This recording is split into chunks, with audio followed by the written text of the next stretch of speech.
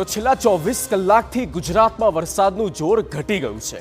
ત્યારે સવાલ એ છે કે હવે ક્યારે આવશે ધોધમાર। આમ તો હવામાન વિભાગે 31 ઓગસ્ટ સુધી રાજ્યમાં વરસાદની આગાહી કરી છે।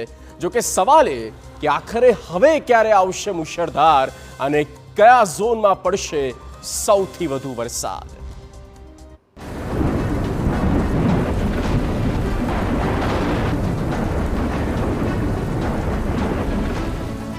वरसादનો જોર ઘટશે કે વધશે? हेवी रेनफॉल का भी वार्निंग दिया गया है गुजरात रीजन में। મુશળધાર કે પછી થશે ઝરમર મહેર?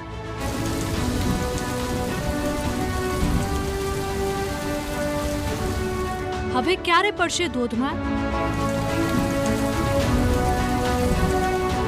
છેલ્લા 24 કલાકમાં ભારે વરસાદે વિરામ લીધો છે, પરંતુ સામાન્ય વરસાદ રાજ્યના અનેક જિલ્લામાં હજુ પણ યથાવત છે। 1 થી લઈને 2 ઇંચ સુધીના વરસાદ વરસી રહ્યા છે। જો કે મુશળધાર વરસાદ ક્યાંય પણ નથી। ત્યારે હવે સવાલ એ છે કે આગામી દિવસોમાં હવે ક્યારે મુશળધાર મહેર જોવા મળશે। ત્યારે હવામાન વિભાગની જે આગાહી સામે આવી છે તેના પ્રમાણે ગુજરાતમાં હજુ પણ આગામી 7 દિવસ સુધી ભારે વરસાદ યથાવત રહી શકે છે। સૌરાષ્ટ્ર અને દક્ષિણ ગુજરાતના અનેક જિલ્લામાં આગામી દિવસોમાં ભારે વરસાદ જોવા મળી શકે। हेवी रेनफॉल का भी वार्निंग दिया गया है गुजरात रीजन में अगले 7 दिन के लिए, और सौराष्ट्र कच्छ में भी अगले 7 दिन के लिए हेवी रेनफॉल का वार्निंग है। अभी पहला 3 दिन गुजरात रीजन के लिए heavy to very heavy orange warning के साथ वार्निंग दिया गया है।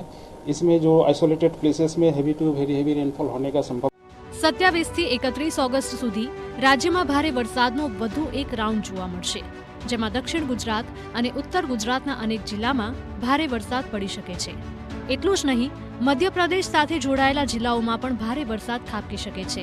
હાલ બંગાળની ખાડીમાં એક નવી વરસાદી સિસ્ટમ બની રહી છે, જેના કારણે રાજ્યમાં 31 ઓગસ્ટ સુધી ભારે વરસાદ યથાવત રહી શકે।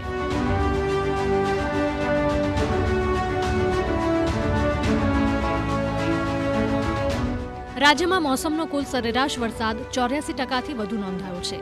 રાજ્યના વિવિધ ઝોનમાં ચાલુ વર્ષે વરસેલા વરસાદની દ્રષ્ટિએ અત્યાર સુધીમાં સૌથી વધુ ઉત્તર ગુજરાતમાં 87.43%, દક્ષિણ ગુજરાતમાં 86.41%થી વધુ, કચ્છમાં 85.8%, સૌરાષ્ટ્રમાં 83.51% તેમજ મધ્ય ગુજરાતમાં સૌથી ઓછો 79.8% જેટલો વરસાદ નોંધાયો છે। ગુજરાતમાં આ વર્ષે 106% વરસાદની આગાહી છે અને 84% વરસાદ વરસી ગયો છે। હજુ તો ઓગસ્ટ મહિનાના 6 અને સમગ્ર સપ્ટેમ્બર મહિનો બાકી છે, એટલે લાગી રહ્યું છે કે આ વર્ષે હવામાન વિભાગની આગાહી કરતાં પણ વધુ વરસાદ થઈ શકે છે। Bureau report, TV9।